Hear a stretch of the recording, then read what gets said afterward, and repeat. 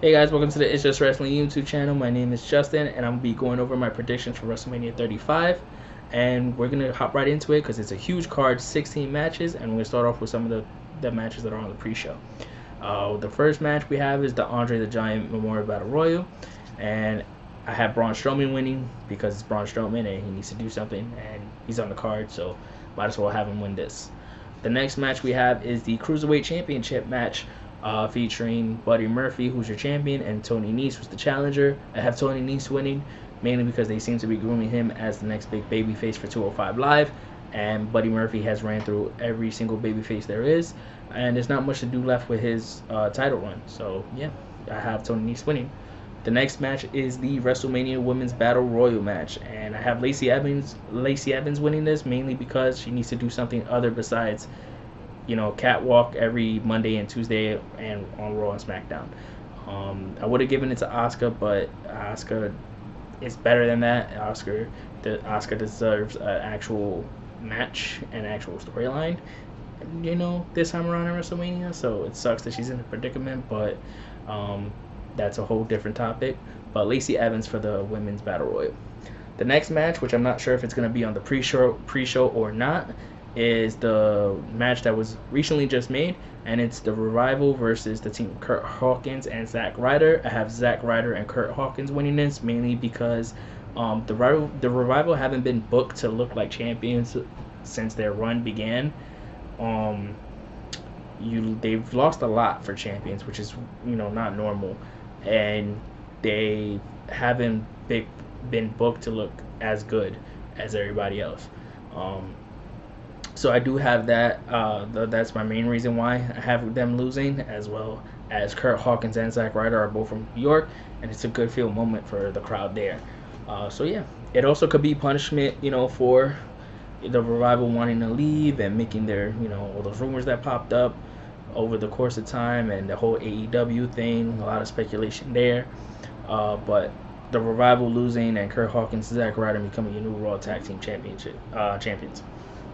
The next match, which I think is going to be on the main card, is the SmackDown Tag Team match, and it's the Usos versus Ricochet and Aleister Black versus The Bar versus Shinsuke Nakamura and Rusev. I have Ricochet and Aleister Black winning, mainly because they're the new, fresh call-ups from NXT. Also, neither The Bar nor Shinsuke Nakamura and Rusev actually need the belts. Shinsuke and Nakamura and Rusev are I think they're going to be there mainly to eat the pin. The Usos just re-signed, reportedly. Don't know for how long, but if it's a significant amount, you can easily, with the shakeup that's going to happen, put them on Raw and have them go straight for the Raw Tag Team Champions. So yeah, I definitely think Ricochet and Aleister Black could be your new SmackDown Tag Team Champions. The next match we're going to have is the Women's Tag Team Championship match, and it is the Boston Hug Connection versus the Divas of Doom, Beth Phoenix and Natalya, versus the Iconics versus Nia Jax and Tamina. I have the Boston Hug Connection winning, mainly solely on the fact that there's still work that needs to be done with these belts, and they promised that they were gonna go to NXT and defend them, and we still haven't seen that. So yeah, hopefully they go to NXT and face the Sky Pirates. I would like to see the Iconics win as well, but they haven't been booked to be at that championship level yet. That's not their fault. It's just how the booking has been. I actually am a fan, and Beth Phoenix just came out of retirement. I doubt she's gonna do the full-time schedule to actually defend these belts. And Nia Jax and Tamina, nobody really wants to see them win, and that's just it. So Boston Hug Connection for the win on that one. The next match we're going to get into is Samoa Joe versus Rey Mysterio for the United States Championship. I have Samoa Joe winning.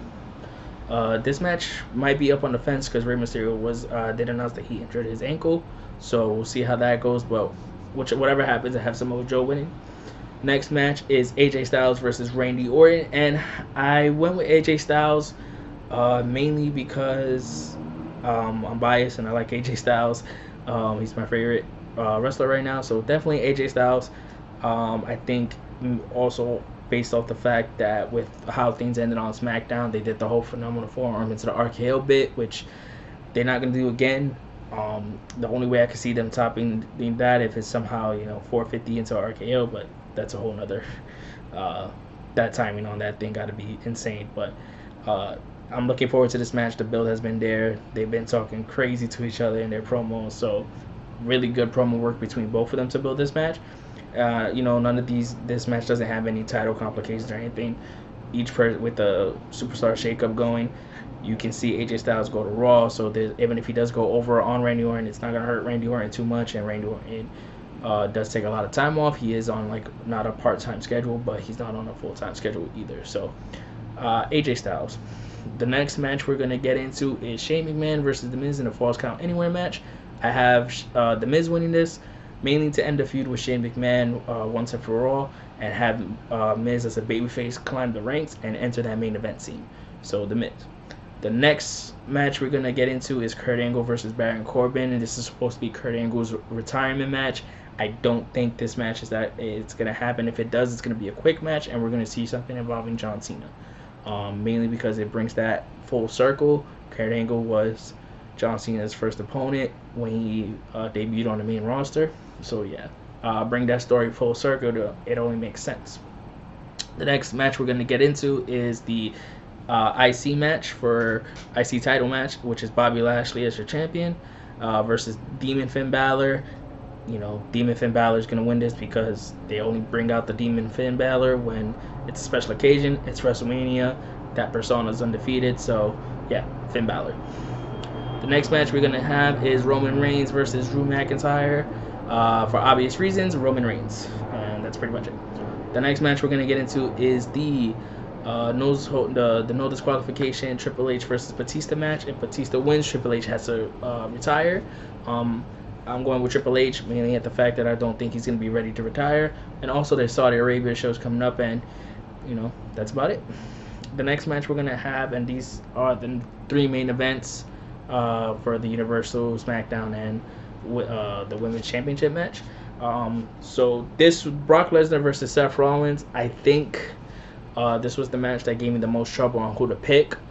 But with recent reports saying that the UFC wants Brock Lesnar back in time for August to have a match with Daniel Cormier, it really did sway me to go to Seth Rollins. This still was a hard pick because there's a lot of babyface.